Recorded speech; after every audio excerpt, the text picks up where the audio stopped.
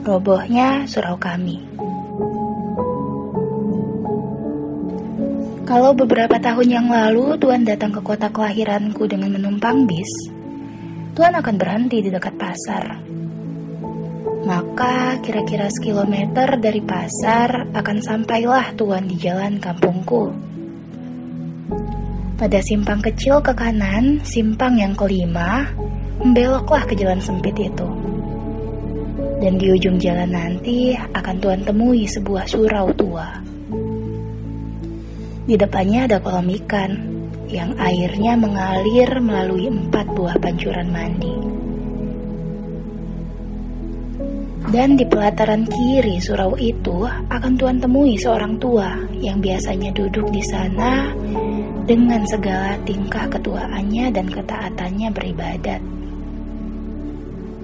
Sudah bertahun-tahun ia sebagai garin, penjaga surau itu. Orang-orang memanggilnya kakek. Sebagai penjaga surau, kakek tidak mendapat apa-apa. Ia hidup dari sedekah yang dipungutnya sekali sejumat.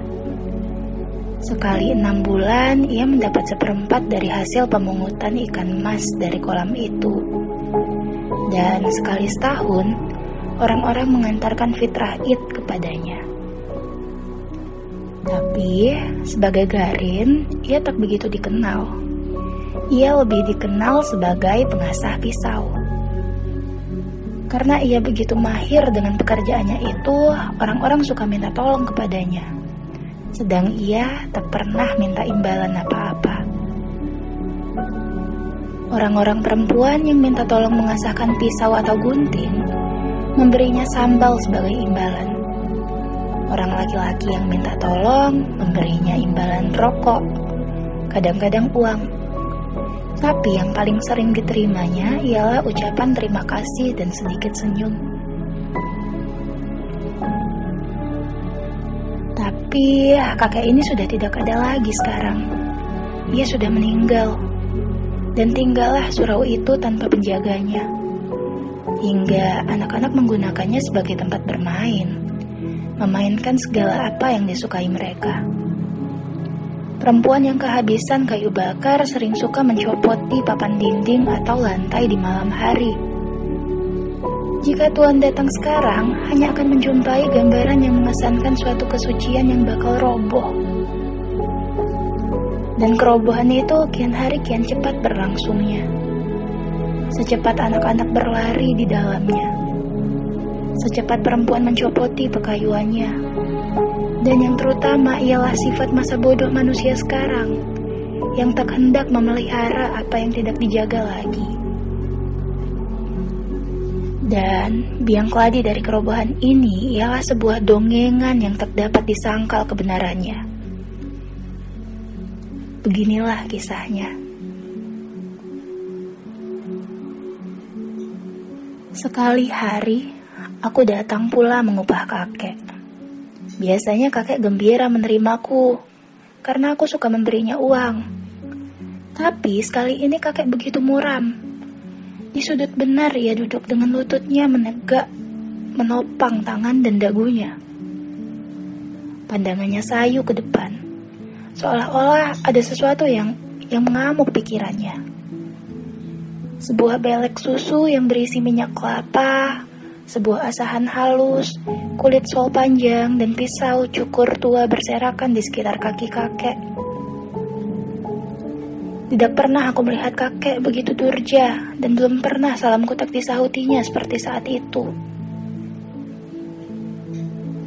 Kemudian aku duduk di sampingnya dan aku jamah pisau itu. Dan aku tanya kakek, "Pisau siapa, kek?" "Ajo Sidi." "Ajo Sidi?" Kakek tak menyahut. Maka aku ingat Ajo Sidi, si pembual itu. Sudah lama aku tak ketemu dia. Dan aku ingin ketemu dia lagi. Aku senang mendengar bualannya. Ajo Sidi bisa mengikat orang-orang dengan bualannya yang aneh-aneh sepanjang hari. Tapi ini jarang terjadi karena ia begitu sibuk dengan pekerjaannya. Sebagai pembual, sukses terbesar baginya ialah karena semua pelaku-pelaku yang diceritakannya menjadi model orang untuk diejek dan ceritanya menjadi pameo akhirnya. Ada-ada saja orang-orang di sekitar kampungku yang cocok dengan watak pelaku-pelaku ceritanya. Ketika sekali ia menceritakan bagaimana sifat seekor katak, dan kebetulan ada pula seorang yang ketagihan menjadi pemimpin berkelakuan seperti katak itu, maka untuk selanjutnya pimpinan tersebut kami sebut pimpinan katak. Tiba-tiba aku ingat lagi pada kakek dan kedatangan Ajosidi kepadanya. Apakah Ajosidi telah membuat bualan tentang kakek? Dan bualan itulah yang menturjakan kakek? Aku ingin tahu. Lalu aku tanya kakek lagi. Apa ceritanya, kek? Siapa? Ajosidi. Kurang ajar dia, kakek menjawab. Kenapa? Mudah-mudahan pisau cukur ini yang kuasah tajam-tajam ini menggoroh tenggorokannya. Kakek marah. Marah? Ya, kalau aku masih muda. Tapi aku sudah tua. Orang tua menahan ragam. Sudah lama aku tak marah-marah lagi. Takut aku kalau imanku rusak karenanya. Ibadatku rusak karenanya. Sudah begitu lama aku berbuat baik, beribadat, bertawakal kepada Tuhan. Sudah begitu lama aku menyerahkan diri kepadanya. Dan Tuhan akan mengasihi orang yang sabar dan tawakal. Ingin tahuku dengan cerita Ajosidi yang memurungkan kakek jadi memuncak. Aku tanya lagi kakek. Bagaimana katanya, kek? Tapi kakek diam saja. Berat hatinya bercerita barangkali. Karena aku telah berulang-ulang bertanya, lalu ia yang bertanya padaku. Kau kenal padaku, bukan? Sedari kau kecil aku sudah di sini. Sedari mudaku, bukan? Kau tahu apa yang kulakukan semua, bukan? Terkutukkah perbuatanku? Dikutuki Tuhankah semua pekerjaanku? Tapi aku tak pernah menjawabnya lagi. Sebab aku tahu, kalau kakek sudah membuka mulutnya, dia takkan diam lagi. Aku biarkan kakek dengan pertanyaannya sendiri. Sedari muda, aku di sini, bukan? Tak ku ingat punya istri, punya anak, punya keluarga seperti orang lain, tahu? Tak kupikirkan hidupku sendiri. Aku tak ingin cari kaya, bikin rumah. Segala kehidupanku, lahir batin, kuserahkan kepada Allah Subhanahu wa Ta'ala. Tak pernah aku menyusahkan orang lain. Lalat seekor enggan aku membunuhnya. Tapi kini aku dikatakan manusia terkutuk. Umpat neraka. Marahkah Tuhan kalau itu yang kulakukan, sangkamu? Akan dikutukinya aku kalau selama hidupku aku mengabdi kepadanya? Tak kupikirkan hari esokku. Karena aku yakin Tuhan itu ada dan pengasih dan penyayang kepada umatnya yang tawakal. Aku bangun pagi-pagi. Aku bersuci, aku pukul beduk membangunkan manusia dari tidurnya supaya bersujud kepadanya. Aku sembahyang setiap waktu. Aku puji-puji dia. Aku baca kitabnya. Alhamdulillah, kataku bila aku menerima karunia-Nya. Astagfirullah, kataku bila aku terkejut. Masya Allah, kataku bila aku kagum. Apa salahnya pekerjaanku itu? Tapi kini aku dikatakan manusia terkutuk. Ketika kakek terdiam agak lama, aku menyalahkan tanyaku. Ya katakan kakek begitu, kek. Ia tak mengatakan aku terkutuk, tapi begitulah kira-kiranya. Dan aku melihat mata kakek berlinang. Aku jadi belas kepadanya. Dalam hatiku, aku mengempati Ajosidi yang begitu memukuli hati kakek.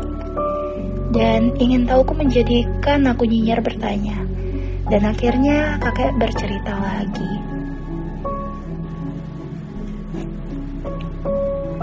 Pada suatu waktu, kata Josidi memulai, di akhirat, Tuhan Allah memeriksa orang-orang yang sudah berpulang.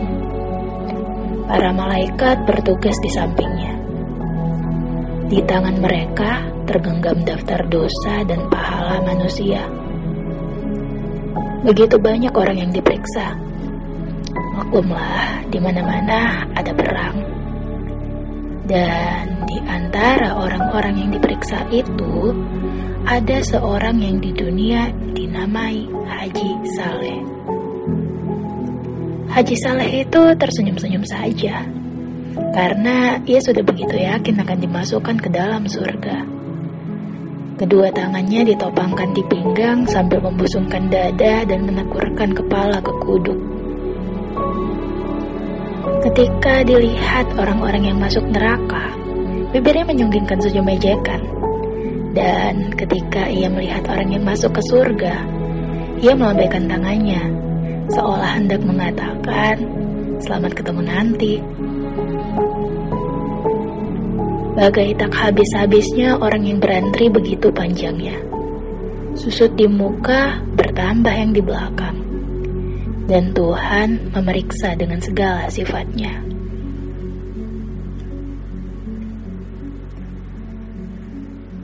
Akhirnya sampailah giliran Haji Saleh. Sambil tersenyum bangga, ia menyembah Tuhan. Lalu Tuhan mengajukan pertanyaan pertama. "Engkau?" "Aku Saleh, tapi aku sudah ke Mekah. Haji Saleh namaku." "Aku tidak tanya nama, bagiku tak perlu. Nama hanya buat engkau di dunia." "Ya Tuhanku." "Apa kerjamu di dunia?" "Aku menyembah engkau selalu, Tuhanku." "Lain?" "Setiap hari, setiap malam, bahkan setiap masa aku menyebut-nyebut namamu." "Lain?" "Ya Tuhanku, tak ada pekerjaanku selain daripada beribadat menyembahmu, menyebut-nyebut namamu. Bahkan dalam kasihmu ketika aku sakit, namamu menjadi buah bibirku juga. Dan aku selalu berdoa, mendoakan kemurahan hatimu untuk menginsafkan umatmu." "Lain?" Haji Saleh tak dapat menjawab lagi. Ia telah menceritakan segala yang ia kerjakan. Tapi ia insaf, pertanyaan Tuhan bukan asal bertanya saja. Tentu ada lagi yang belum dikatakannya. Tapi menurut pendapatnya, ia telah menceritakan segalanya. Ia tak tahu lagi apa yang harus dikatakannya. Ia termenung dan menekurkan kepalanya. Api neraka tiba-tiba menghawakan kehangatannya ke tubuh Haji Saleh. Dan ia menangis. Tapi setiap air matanya mengalir diisap kering oleh hawa panas neraka itu. "Lain lagi?" tanya Tuhan. "Sudah hambamu ceritakan semuanya, oh Tuhan yang maha besar, lagi pengasih dan penyayang, adil dan maha tahu." Haji Saleh yang sudah kuyu mencobakan siasat merendahkan diri dan memuji Tuhan dengan pengharapan semoga Tuhan bisa berbuat lembut terhadapnya dan tidak salah tanya kepadanya. Tapi Tuhan bertanya lagi. Tak ada lagi. Tuhanku, aku selalu membaca kitabmu." "Lain?" "Sudah kuceritakan semuanya, oh Tuhanku. Tapi kalau ada yang lupa aku katakan, aku pun bersyukur karena Engkaulah maha tahu." "Sungguh tidak ada lagi yang kau kerjakan di dunia selain yang kau ceritakan tadi." "Ya, itulah semuanya Tuhanku." "Masuk kamu." Dan malaikat dengan sigapnya menjewer Haji Saleh ke neraka. Haji Saleh tidak mengerti kenapa ia dibawa ke neraka. ia tak mengerti apa yang dikehendaki Tuhan daripadanya dan ia percaya Tuhan tidak silap. Alangkah tercengang Haji Saleh karena di neraka itu banyak teman-temannya di dunia terpanggang hangus merintih kesakitan. Dan ia tambah tak mengerti dengan keadaan dirinya, karena semua orang yang dilihatnya di neraka itu tak kurang ibadatnya dari dia sendiri. Bahkan ada salah seorang yang telah sampai 14 kali ke Mekah dan bergelar syekh pula. Lalu Haji Saleh mendekati mereka dan bertanya kenapa mereka dinerakakan semuanya. Tapi sebagaimana Haji Saleh, orang-orang itu pun tak mengerti juga.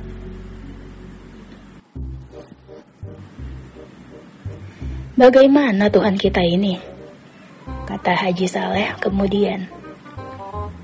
Bukankah kita disuruhnya taat beribadat, teguh beriman? Dan itu semua sudah kita kerjakan selama hidup kita. Tapi kini kita dimasukkannya ke neraka. Ya, kami juga heran. Tengoklah itu orang-orang senegeri dengan kita semua, dan tak kurang ketaatannya beribadat, kata salah seorang di antaranya.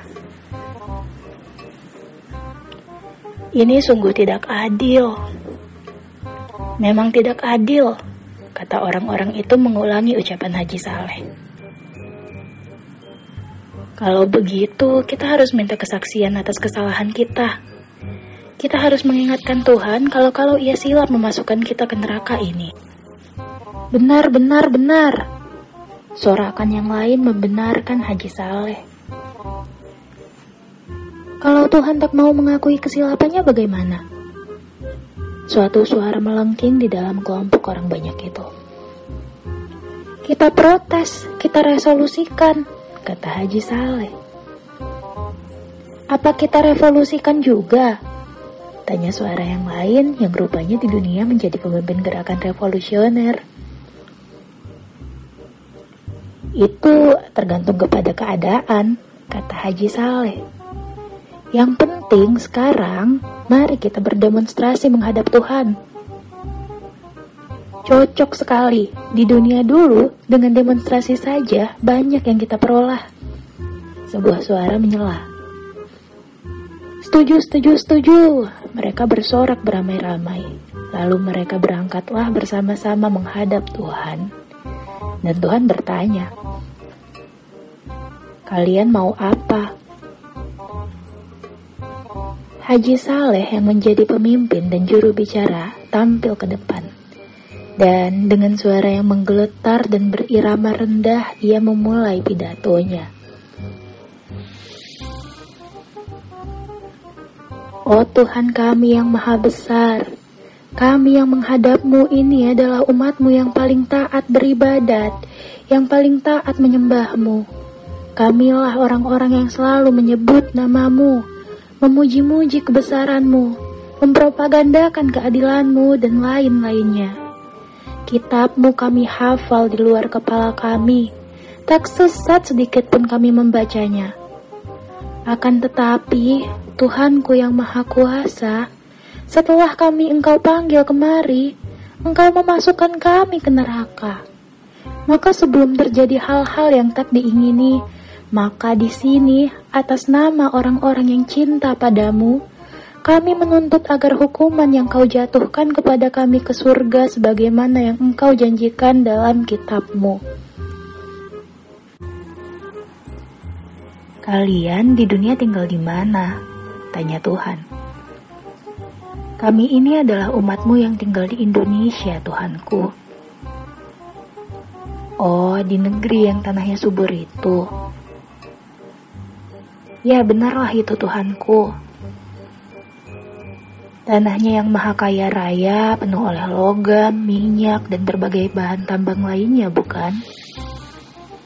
Benar, benar, benar Tuhan kami, itulah negeri kami. Mereka mulai menjawab serentak, karena fajar kegembiraan telah membayang di wajahnya kembali. Dan yakinlah mereka sekarang, bahwa Tuhan telah silap menjatuhkan hukuman kepada mereka itu.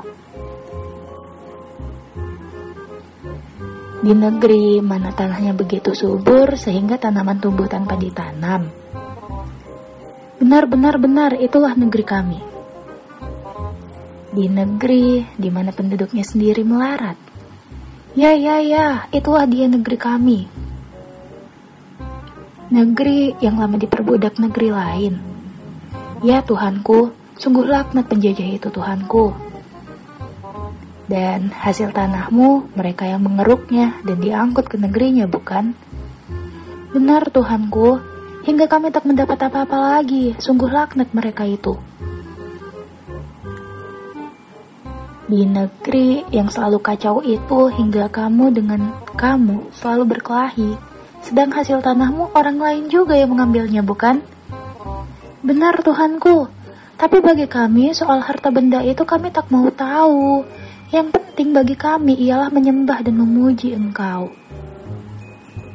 Engkau rela tetap melarat, bukan? Benar, kami rela sekali Tuhanku. Karena kerelaanmu itu, anak cucumu tetap juga melarat, bukan? Sungguh pun anak cucu kami itu melarat, tapi mereka semua pintar mengaji. Kitabmu mereka hafal di luar kepala. Tapi seperti kamu juga, apa yang disebutnya tidak dimasukkan ke hatinya, bukan? Ada Tuhanku. Kalau ada, kenapa engkau biarkan dirimu melarat hingga anak cucumu teraniaya semua? Sedang harta bendamu kau biarkan orang lain mengambilnya untuk anak cucu mereka. Dan engkau lebih suka berkelahi antara kamu sendiri, saling menipu, saling memeras. Aku beri kau negeri yang kaya raya, tapi kau malas. Kau lebih suka beribadat saja, karena beribadat tidak mengeluarkan peluh, tidak membanting tulang. Sedang aku menyuruh engkau semuanya beramal kalau engkau miskin. Engkau kira aku ini suka pujian? Mabuk disembah saja? Tidak, kamu semua mesti masuk neraka. Hai malaikat, halolah mereka ini kembali ke neraka. Letakkan di keraknya. Semua menjadi pucat pasi, tak berani berkata apa-apa lagi.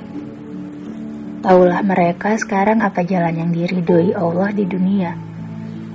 Tapi Haji Saleh ingin juga kepastian apakah yang akan dikerjakannya di dunia itu salah atau benar. Tapi ia tak berani bertanya kepada Tuhan. Ia bertanya saja pada malaikat yang menggiring mereka itu. Salahkah menurut pendapatmu kalau kami menyembah Tuhan di dunia? Tanya Haji Saleh. Tidak, kesalahan engkau karena engkau terlalu mementingkan dirimu sendiri. Kau takut masuk neraka karena itu kau taat sembahyang. Tapi engkau melupakan kehidupan kaummu sendiri, melupakan kehidupan anak istrimu sendiri, sehingga mereka itu kocar-kacir selamanya. Inilah kesalahanmu yang terbesar, terlalu egoistis. Padahal engkau di dunia berkaum, bersaudara semuanya. Tapi engkau tak mempedulikan mereka sedikit pun. Demikianlah cerita Ajo Sidi yang kudengar dari kakek, cerita yang memurungkan kakek.